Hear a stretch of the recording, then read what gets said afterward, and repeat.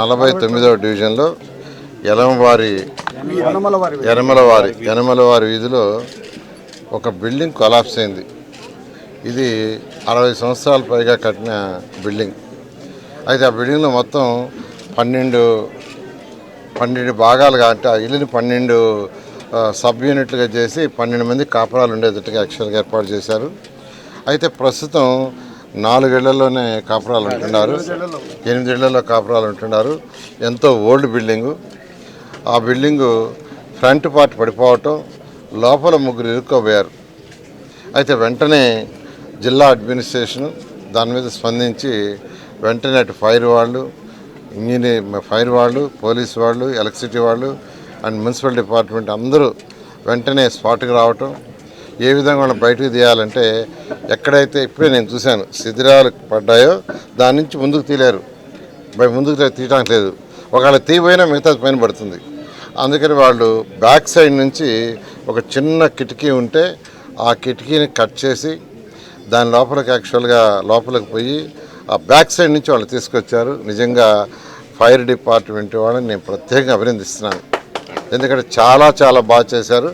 అందరూ ఇక్కడ ఉన్న వాళ్ళందరూ కూడా చెప్పేది ఏంటంటే వాళ్ళు ఫైర్ డిపార్ట్మెంట్ వాళ్ళు ఆ డెసిషన్ తీసుకుని వెనకాల నుంచి కిటికీ కట్ చేసి లోపలికి పోయి వాళ్ళని తీసుకురావాలనే ఆలోచన చేయకుండా ఆ డెసిషన్ తీసుకోకుండా ఉంటే ఆ 3 ప్రాణాలు పోయాయని ఇక్కడ ఉన్న వాళ్ళందరూ చెప్తున్నారు ప్రతి ఒక్కరు.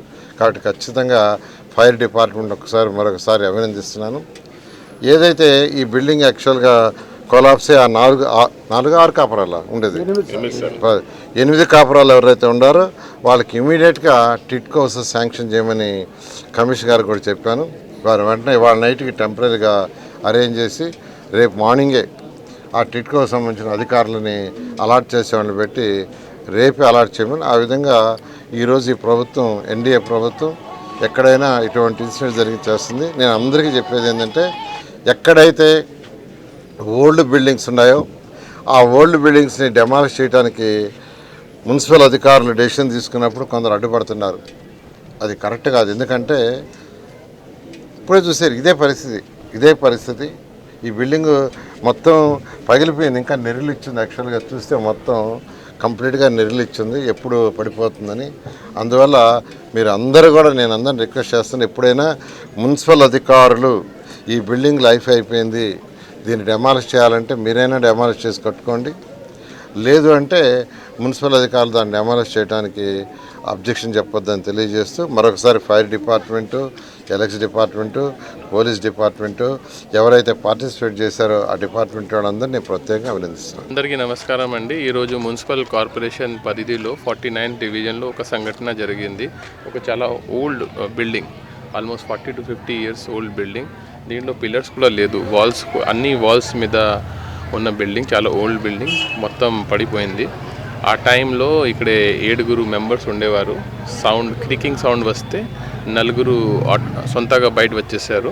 మిగతా 3 మన ఇన్ఫర్మేషన్ ఇమీడియట్గా మున్సిపల్ స్టాఫ్కి ఇన్ఫార్మ్ చేయడం జరిగింది. వెంటనే మున్సిపల్ డిపార్ట్మెంట్ రెస్పాండ్ అయ్యి అండ్ ఫైర్ డిపార్ట్మెంట్, పోలీస్ అందరూ 3 కలిసి ఇమీడియట్గా ఇక్కడ రీచ్ అయ్యి వాళ్ళని బ్యాక్ సైడ్లో బిల్డింగ్ని కొంత విండోస్ కట్ చేసుకొని ఆ 3 కూడా ఇవాక్యువేట్ చేయడం జరిగింది. ఒక రకంగా చెప్పాలంటే ఈ జాయింట్ యాక్షన్ వల్ల ఫైర్, పోలీస్ అండ్ మున్సిపల్ వల్ల ఈ 3 లైఫ్ ఈరోజు సేవ్ చేయగలిగాము. జస్ట్ డెఫినెట్గా కొంత ప్రాపర్టీ డ్యామేజ్ అయింది, కానీ అందరూ సేఫ్గానే ఉన్నారు, ఇంజరీస్ కూడా ఏం లేదు. సో దేవుడు దయతో ఒక పెద్ద ప్రమాదం ఈరోజు ఆపగలిగాము. వాళ్ళని వెంటనే ఇప్పుడు ఇమీడియట్గా టెంపరీ అకామిడేషన్ ప్రొవైడ్ చేస్తున్నాము. పక్కనే ఒక కాలేజ్ ఉంది అక్కడే. ఆ తర్వాత రేపు అర్లీ మార్నింగ్ ఇవన్నీ మలుబా అన్నీ క్లియర్ చేసుకొని వాళ్ళకి కూడా ఎలా రీస్టోర్ చేయాలి అనేది చూడడం జరుగుతుంది. ఇప్పుడు ప్రిలిమినరీ రిపోర్ట్ కనుక్కుంటే ఈ ఏరియాలో ఇట్లాంటి 12 హౌసెస్ ఉన్నాయి.